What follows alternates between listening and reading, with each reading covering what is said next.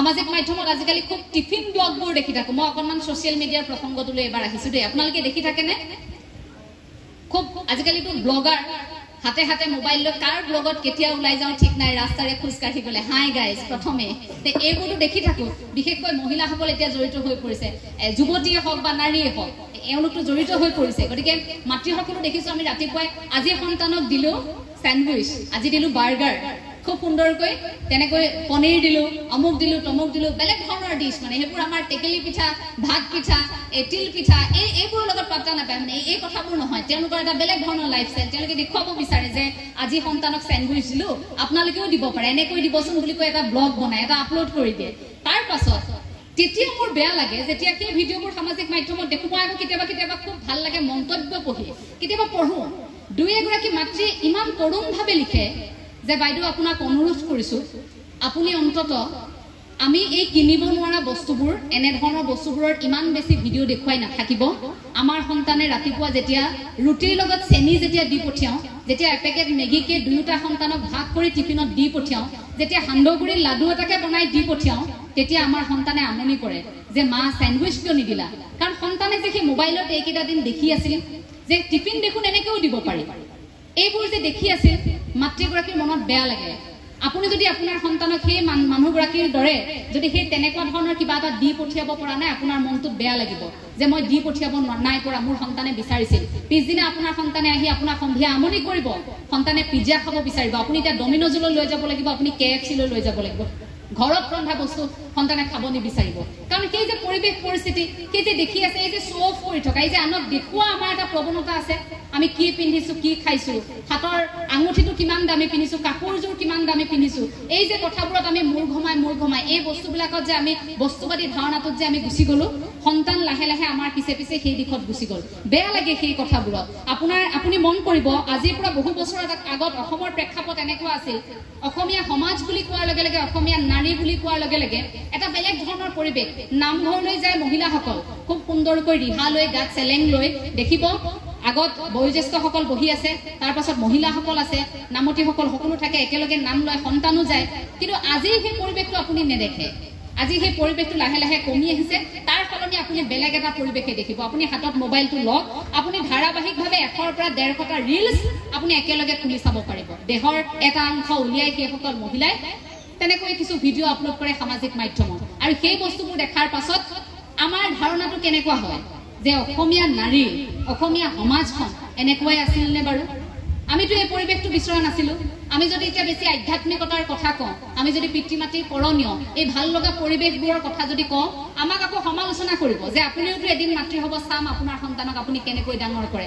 কথা আচলতে সেইটো নহয় আমি যেটো পৰিৱেশ পাইছো মই গাঁৱৰ ছোৱালী গাঁৱত দেখিছো মাহঁতক মোৰ মাই কেতিয়াও ৰাতিপুৱাৰ পৰা গধূলিলৈকে ৰিলছ বনাই থকা মই দেখা নাই কিন্তু আজিকালি বহু সন্তানে নিজৰ মাকক তেনেকৈ দেখি আছে মাকক তেনেকৈ তেওঁতো কাৰোবাৰ মাতৃ তে এই ধৰণৰ কামবোৰ কৰি থকা মাতৃক দেখি আছে ৰাতিপুৱাৰ পৰা গধূলিলৈকে মাতৃগৰাকী যেতিয়া সামাজিক মাধ্যমতে ব্যস্ত হৈ পৰিছে যেতিয়া সন্তানৰ কথা পাহৰি গৈছে গধূলি আহি যেতিয়া কাম কৰা মানুহগৰাকীক সুধিছে যে মোৰ ল'ৰাটোৱে কি খালে কিবা এটা খুৱাই দিবি তাক মোৰ অলপ কাম আছে ফেচবুক লাইভ আহিবলগীয়া আছে ৰিলছ এটা বনাবলগীয়া আছে ইয়াক কিবা এটা খুৱাই দিবিচোন যা কাৰ্টুনখন লগাই তাক মেগী পেকেটকে খুৱাই দিয়ে এই কথাটো আহি কয় কিন্তু আগতে কি আছে বুকুত লৈ মাই নিচুকনি গীত গুৱাই খুৱাইছে ককাকৰ ওচৰত দি থৈ আহিছিল আইতাকৰ ওচৰত দি থৈ আহিছিল এই পৰিৱেশটো এতিয়া নাই এই কথাবোৰ এইভাবে আলোচনা কৰিছো যে আমি তেনেকুৱা এটা পৰিৱেশ অসমত বিচাৰো সেই পৰিৱেশটোৱে আমাৰ মনস্তত্ব ভাল কৰিব আমাৰ ভাল লগা কামবোৰ আমি আকৌ এবাৰ কৰিব বিচাৰো সেই কাৰণে সভাই সমিতিয়ে গলে এই কথাবোৰ যে কওঁ যে আধ্যাত্মিক শিক্ষা লাগে আমাক নৈতিক শিক্ষা লাগে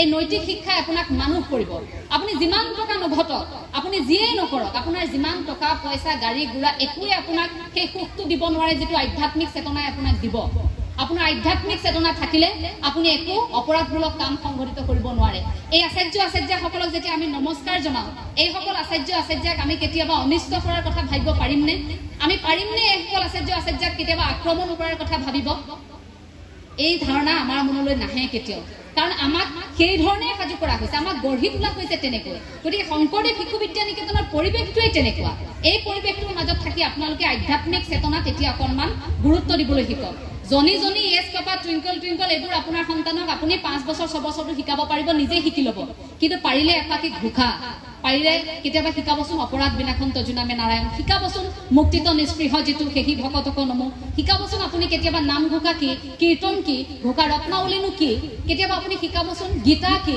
গীতাৰ মনস্তত্ব কি, কিয়নো অৰ্জুনে সেই উপদেশ কৃষ্ণই দি যাবলগীয়া হৈছিল যে প্ৰেক্ষাপট আমেৰিকাই কেতিয়াবাই স্বীকাৰ কৰিছে, কিন্তু ভাৰতীয় মানুহে কিন্তু এতিয়ালৈকে সেয়া হজম কৰিব পৰা নাই।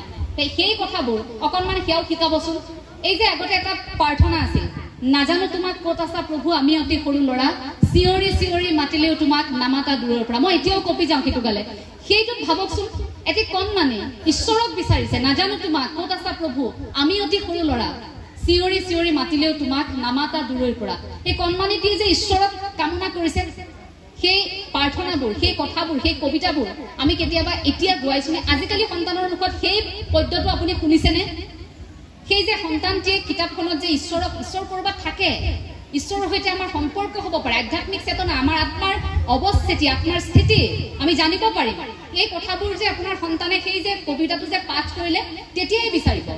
এই যে আমি কওঁ শংকৰ গুৰু আমাৰে, মাধৱ গুৰু আমাৰে, লুকাই আছা দেখা দিয়া মণিকূটৰ ভিতৰে, এই বুলি যে আমি গাওঁ গুৰু আসনলৈ চাই, যে গুৰু আসনৰ ভিতৰত আমাৰ এটা ধাৰণা, জগত গুৰু শ্ৰীমন্ত শংকৰদেৱ গুৰুজনা আছে গুৰু আসনত। এই যে আমাৰ ধাৰণাবোৰ ভাল লগা কিছু কথা, যে ইয়াত ভগৱান শ্ৰীকৃষ্ণ আছে, এইটো নকৰিবি, কৃষ্ণ নাপায়।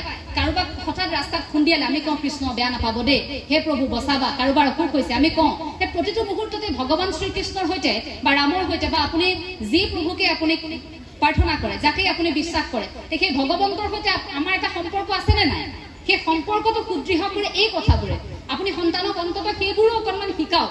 গধূলি হোৱাৰ লগে লগে এই ভাগ্যশ্ৰী দেৱী আছে, দিহা নামৰ এগৰাকী ভাল শিল্পী, অসমৰ বিভিন্ন প্ৰান্তত আছে তেনেধৰণে লোকসংগীতৰ চৰ্চা কৰা, আধ্যাত্মিক চৰ্চা কৰা লোকসকল। গতিকে এই কথাবোৰ অকণমান দিহানাম আপুনি গোৱালে, অকণমান হৰি নাম, অকণমান বৰগীত এফাটিকে গোৱালে, এই পৰিৱেশবোৰ অকণমান আপুনি আপোনাৰ সন্তানক দিব লাগিব।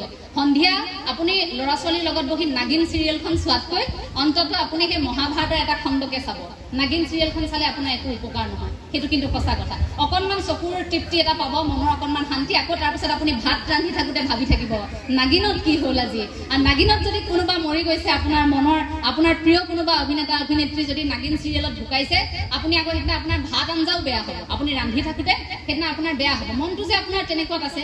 এই যে কথাবোৰ কৈছিল যে আমি আমাৰ খাদ্য ৰান্ধোতে পিতৃ মাতৃ আমি দেখোঁ মায়ে আগতে খাদ্য যেতিয়া ৰান্ধে খুব সুখ মনেৰে ফূৰ্তি মনেৰে গুৰুৰ কথা পাতি পাতি ভাল এটা পৰিৱেশত ৰান্ধে। এইবোৰ ভাল লগা পৰিৱেশ, হৈ হাল্লা, চিঞৰ বাখৰ, কাজিৰা, হুলস্থুল, এই অন্যান্য মন লৈ বা বিভিন্ন ধৰণৰ চিন্তা এসোপা লৈ আপুনি যদি সন্তানক ৰান্ধি দিয়ে, তেন্তে সেই খাদ্য সন্তানেও খাই সুখ নাপায়, আপোনাৰ স্বাস্থ্যৰ বাবেও ভাল নহয়, আপোনাৰ গোটেই পৰিয়ালটো লাহে লাহে অসুখী হৈ হৈ গৈ থাকিব। কাৰণ আপোনালোকে খোৱা পাতত সেই কথাবোৰ লাহে লাহে এনেকুৱা হ'ব পৰিৱেশবোৰ, কাৰণ আপোনাৰতো ধান্দাটো নাগিনতেই আছে। এই কথাবোৰ বেয়া নাপাব কোৱাৰ বাবে, পৰামৰ্শ দিয়াৰ মোৰ একেবাৰে আপোনালোকক যোগ্যতা নাই। মই কথাখিনি কৈছোঁ যিটো বৰ্তমান সময়ত আমি দেখিছোঁ, বৰ্তমান সময়ত এই কথাবোৰ খুব প্ৰাসংগিক, সৰু সৰু কথা, কিন্তু চাব এই সৰু সৰু কথাবোৰে আপোনাৰ সন্তানক প্ৰভাৱ পেলায়। আমি ঘৰ এখনলৈ যোৱাৰ লগে লগে আমি দেখোঁ, মই জগতগুৰু শ্ৰীমন্ত শংকৰদেৱ গুৰুজনাৰ আদৰ্শৰে পৰিচালিত হোৱা শ্ৰীমন্ত শংকৰদেৱ সংঘৰ এগৰাকী সংগী। গতিকে আমাৰ ঘৰলৈ যেতিয়া কোনো লোক আহে আমি সেৱা কৰোঁ। আগতে এনেকুৱা হৈছিল, সৰুতে প্ৰথমে যেতিয়া শিকিছিলোঁ তেতিয়া ভাবিছিলোঁ কিয় সেৱা কৰিব লাগে। দেউতাই কৈছিল যে ঘৰলৈ যি আহে, গৃহত যি লোক প্ৰৱেশ কৰিব তেওঁলোকক সেৱা কৰাচোন এবাৰ, সেই সেৱাৰ জৰিয়তে তুমি কিবা এটা শিকিব পাৰিবা। তুমি যে শূন্য, তুমি একো নহয়, এইসকল ভগৱান, প্ৰতিগৰাকী মনুষ্যৰ দেশত ভগৱান থাকে বুলি আমি এটা ধাৰণা কৰোঁ নহয় জানো? এই মানুহৰ সৈতে সম্পৰ্ক আমাৰ বৃদ্ধি পায়। সেই যে আমি সেৱা কৰোঁ, তাত মোৰ নমনীয়তাটো, তাত যে মোৰ অপৰাধ বোধটো, তাত মই যে একো নহয়, মই সাংঘাতিক একো কৰা নাই, এই যে কাৰোবাৰ ওচৰত মূৰ দুৱাইছোঁ, এই কথাবোৰ প্ৰকাশ পায়, এইবোৰ শিকিব আমি পাৰোঁ। সেই পৰিৱেশটোৱে বহুখিনি আমাক শিকায়। গতিকে ঘৰলৈ কোনো লোক আহিলে তেনেকুৱা এটা পৰিৱেশ আপোনালোকে ৰচনা কৰক। অন্ততঃ আপোনালোকে সন্ধিয়া নামঘৰত একেলগে বন্তিগছ যেতিয়া জ্বলাব, কেৱল ককা আইতালৈ সেই দায়িত্বটো থৈ নিদিব, আপোনাৰ সন্তানকো লগতে গামোচাখন দি নামঘৰলৈ লৈ যাব। সেই পৰিৱেশটোৱে এদিন চাব আপোনাক ইমান ভাল লগা এটা পৰিৱেশ উপহাৰ দিব। আপুনি কেতিয়াও কান্দিব লগা নহয় বৃদ্ধাশ্ৰমত, আপুনি চিন্তা কৰিব লগা নহয় মোৰ সন্তানে ইমান টকা উৰ্জন কৰিব পৰা নাই, আপুনি চিন্তা কৰিব লগা নহয়। কাৰণ আপুনি যদি আপোনাৰ সন্তানে 100 টকা এটাও আপোনাৰ হাতত গুজি দিছে, আপুনি বৃদ্ধাৱস্থাত থাকোঁতে যদি মৰমেৰে গুজি দিছে, সেয়াও আপোনাৰ বাবে সুখ হ'ব। আপুনি সুখৰ চকুলো বোৱাই আপুনি ভাত খাব নিশা, যদি সন্তানে সেইদিনা আলু পিটিকাই আপোনাক ভাত খুৱাইছে, কিন্তু আপোনালোকৰ মাজত সেই পৰিৱেশ আছে। যদি আপোনাৰ সন্তানে আপোনাৰ হাতত 1.5 লাখ টকা এটা দি থৈ গৈছে, দিয়াৰ সময়ত যদি আপোনাক কৈ থৈ গৈছে এই বুঢ়ীজনী কেতিয়ানো মৰিব, সেই 1.5 লাখ টকাটোৱে আপুনি একো কৰিব নোৱাৰে। টকা এটা দি থৈ গ'ল আপোনাৰ হাতত, আপুনি একো কৰিব নোৱাৰে। টকা পইচা ধন সম্পত্তি আমাৰ বিভিন্ন ধৰণৰ আচবাব এই গোটেই দুনিয়াখন এই গোটেই পৃথিৱীখন এই বস্তুবাদী সমাজখনে আমাক বহু বেছি দিন বৰ বেছি মানুহ কৰি ধৰি ৰাখিব নোৱাৰে। এই ভিতৰত থকা আত্মাটোক আপোনালোকে চিনি পাওক। শেষত কওঁ, কথাবোৰ বহুত বেছি দীঘলীয়া নকৰোঁ, সময় অকণমান দীঘলীয়া হ'ব কাৰণ মই যিহেতু আকৌ উভতি যাব লাগিব। শেষত কওঁ, ভিতৰৰ মানুহগৰাকীক চিনি পাওক। আচাৰ্যসকলক অনুৰোধ জনাইছোঁ যে ছাত্ৰ ছাত্ৰীসকলক বিদ্যালয়খনলৈ অহা প্ৰতিগৰাকী ছাত্ৰ ছাত্ৰীক আপোনালোকে ইমান সন্তান বুলি ভাবি মৰম কৰে, স্নেহ কৰে, আপোনালোকে আদৰ কৰে। সেই সন্তানগৰাকীক কি কৰি ভাল পায় এই কথাটো অন্তত আপোনালোকে এবাৰ জানিবলৈ চেষ্টা কৰক। যদি গণিতত তেওঁ 30 নম্বৰ পাইছে, সমাজ বিজ্ঞানত তেওঁ 90 পাইছে, আপুনি অন্তত সেই ছাত্ৰগৰাকীক তই গণিতত কিয় 100 পাব নোৱাৰা বুলি আপুনি তেওঁক খং কৰি আপুনি নুবুজাব, মৰমেৰে বুজাওক। কাৰণ সেই ছাত্ৰগৰাকীৰ সপোন বেলেগ থাকিব পাৰে, লক্ষ্য বেলেগ থাকিব পাৰে। পুনৰ কৈছোঁ যে অসমৰ প্ৰেক্ষাপটত খুজে খুজে টকা আছে। আমি কেৱল অৰ্থনৈতিক স্বাৱলম্বিতা টকা লাগে এইটো পিছত দৌৰি থাকিলেই নহয়। টকা আছে, আমি টকা সকলোতে পাম, কিন্তু আমি এজন সৎ মানুহ হৈ সেই টকাখিনি ঘটিব লাগিব। আমি এজন সৎ মানুহ হৈ অৰ্থনৈতিক স্বাৱলম্বিতা অৰ্জন কৰিব লাগিব বৃত্তিমুখী শিক্ষাৰ জৰিয়তে। আপুনি যদি শ্ৰেণীকোঠাত থকা আপোনাৰ সেই ছাত্ৰগৰাকীক যদি ক'ব পাৰিছে যে তুমি যদি নাচি ভাল পোৱা, তোমাক নাচৰ প্ৰশিক্ষণ মই দিয়াম, তুমি এতিয়া পঢ়ি লোৱা, তুমি হাইস্কুল শিক্ষান্ত পৰীক্ষা উত্তীৰ্ণ হোৱাৰ পাছত তুমি সেয়া কৰিবা। অসমত কিয় ভাবিব লগা হয় মাষ্টাৰ ডিগ্ৰী কমপ্লিট কৰাৰ পিছত ঘৰত বহি 2 মাহ সময় যে মই এতিয়া কি কৰিম?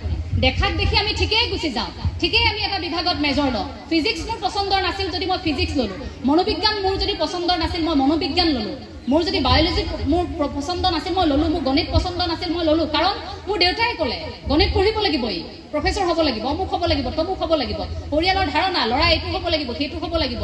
এই ধাৰণাটো কি হ'ল, মই নিজক হেৰুৱাই পেলালোঁ। তাৰ পাছত মই মাষ্টাৰ্ছ ডিগ্ৰী কমপ্লিট কৰাৰ পাছত, মই স্নাতকোত্তৰ ডিগ্ৰী কমপ্লিট কৰাৰ পাছত, মই শেষ কৰাৰ পাছত ঘৰত আহি নিবুকাকৈ থাকিব লাগিব অলপ সময় যে মই কি কৰিলোঁ, এতিয়া মই কি কৰিম, মোৰ পিছৰ দিশ কি হ'ব। আৰু তাৰ পাছত কি কৰিব লাগিব, প্ৰতিদিনে সেই চতুৰ্থ বৰ্গৰ ক'ত চাকৰি ওলাইছে, ক'ত তৃতীয় বৰ্গৰ চাকৰি ওলাইছে, এই কথাখিনিত আমি থাকিব লাগিব। মই দুখ পাওঁ যে ইমান উচ্চ শিক্ষাৰে শিক্ষিত এগৰাকী ছাত্ৰই যেতিয়া 4th গ্ৰেডৰ এটা চাকৰি 30,000 টকা এটা চাকৰিত যেতিয়া নিজকে ভাবিব লগা হয় যে মই চাকৰি এটা পালোঁ হ'ব দে, সেই ছাত্ৰগৰাকীৰ মনত বা কেনেকুৱা এখন ধুমুহা চলিছে। এই ধাৰণাটো কিন্তু আমাৰ বেয়া। এটা খুব ভাল কথা যে চৰকাৰে কৰ্মসংস্থাপনৰ এটা দিশ মুকলি কৰিছে, এইটো খুব ভাল কথা। কিন্তু চাব, তাতোকৈ বেছি যোগ্যতা আপোনাৰ সন্তানৰ আছে। কিজানি 4th গ্ৰেডৰ চাকৰিটোৰ কাৰণে আপুনি জোৰ নকৰা হ'লে আপোনাৰ সন্তানে তাতোকৈ বেছি ভাল কিবা এটা কৰি দেখুৱালেহেঁতেন, খেতি কৰিলেহেঁতেন। আপোনাৰ সন্তানৰ যদি কৰিবলৈ মন গৈছিল যে বোলে বস্ত্ৰশিল্প উদ্যোগতে তেওঁ কাম কৰিব, তেওঁ কৰিলেহেঁতেন।